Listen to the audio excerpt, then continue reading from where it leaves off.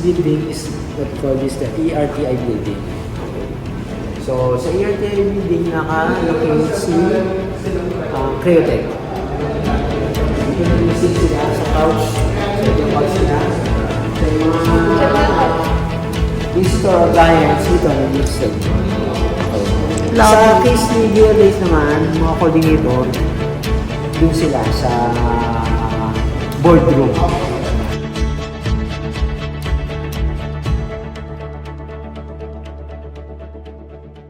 Itong mga PCB, may small as mga micro na parts talaga. Even na yan, PCB, printed circuit board. Okay, ganyan. Ito yung mga small PCB po. PCB, printed circuit board. Ito yung mga product na. Okay. Satellite box build. Okay, so ito yung mga pang satellite. Medical and automotive. So, ayun. Aware naman tayo ng nakaraang 2 years ago na yun yung pumutok yung pandemic. So, isa sa ginawa dito, EMS, is yung the mask, face mask. So, yun yung ginagawa nila ngayon. Or yan, KN95 face mask. Okay, ito yan. Okay, and then, N88. Ayan, ito, makikita malino ko sa government. Okay, kasi yan, naging katayap nila dati, once si government. So, si company, yan, since may production dito ng face mask, so dito, sa kanila in-award. So, naging distributor tayo senior distributor. Next is syringe. Ayan. Gumagawa rin dito ng syringe. Then, medical breast pump. Dati yung manual lang. I think parang ganun. Ngayon, ito na siya ngayon. Automatic na to. Okay, so, once na on mo to, tapos kung gaano kadami ang gusto mo makuha ng yung gatas, yan. So, yan, tinatapat na lang. Automotive, ito yun. So, yan, isa sa katayap namin sa Toyota. Okay, mga wirings, yan sa loob niyan. So, dito ginagawa. Some of the wirings. PCB, okay. Hard disk. Okay. Isa rin sa puwerte nito. Okay, ito napakahalaga nito itong hard disk drive na to. Para sa ba si hard disk drive? Hard disk. Total space. Okay, pinaka-memory. Yung mga pagka ako nagbabaklas ng PC, ito lagi ang muna ko kinukuha. Bakit? Andiyan lahat eh, dyan ako pwede mag-save. Isa sa pinakamahalaga. So yan, isa din sa minamahal ng factor ng the hard disk. Ngayon, si Creotech, ito naman, robot. So, ito yung bagong product na sa sales namin, the robot. And then, for the EMS, okay, ayan, gumagawa dito dito binubuo. Ito, yung blender, blower, and then, camera. Ito. Aware kayo dito? Dito rin yan. Okay, and then, outdoor lighting yan. So, dito yan. Yung mga product. Na tayo, electronic company. Di ba ito yung ginagawa nila? Production, yung likod, ganyan, circuit board. Okay. Lalo na pag gabi, pag binuksan ng ilaw, kitang-kita yan. Para siya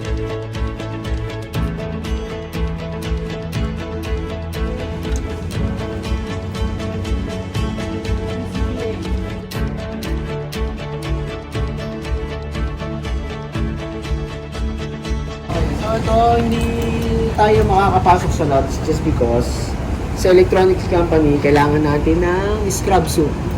Overall, kasi ano yung electronic, bawal basta pumasok. Okay, printed circuit board assembly. Kaya PCBA siya. So, para saan yung PCBA? Okay, di ba sabi ko kanina, si EMS, ang forte talaga is the PCB. Gumagawa siya ng mga PCB, nag-create siya ng PCB.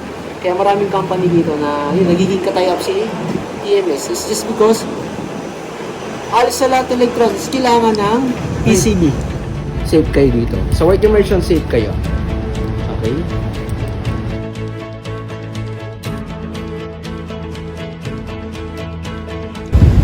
Waste disposal. Waste disposal or waste management area.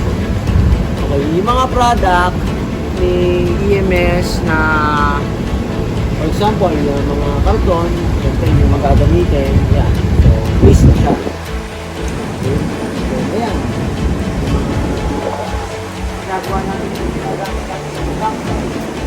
For example, ito.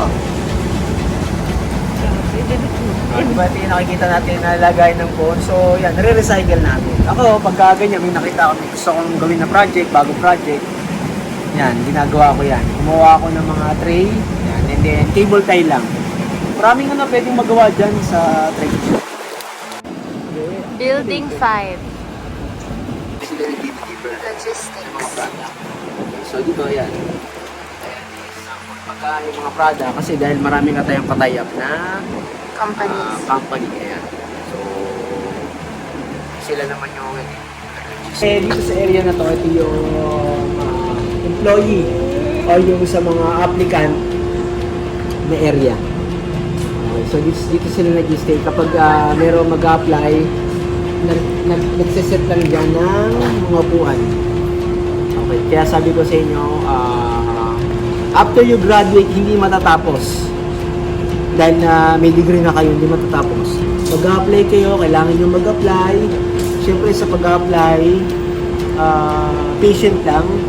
Kasi hindi naman lahat na nag-apply sa natanggap kagad. Dapat yung building 6. Ano po ito, sir? Ano pa rin to? Building 6. Sa taas yung warehouse, yun yung sa baba yung manufacturing, production, operation natin. So, nandito sa side na to yung clinic, dental natin. Ayun. And then, dahil ngayon, may ongoing kasi ngayon na APE. Pagka sinabing APE, annual physical exam. Gusto nila. Bakit? Electronic system, mataas ang standardization nito when it comes sa yan. APE dapat. Okay. And then, meron siya magamit sila ng anti-static. Para sa inyo, para hindi may transfer yung static. Ito yung building 5. Yan, ongoing yung APE. So, ayan, x-ray machine tayo dito.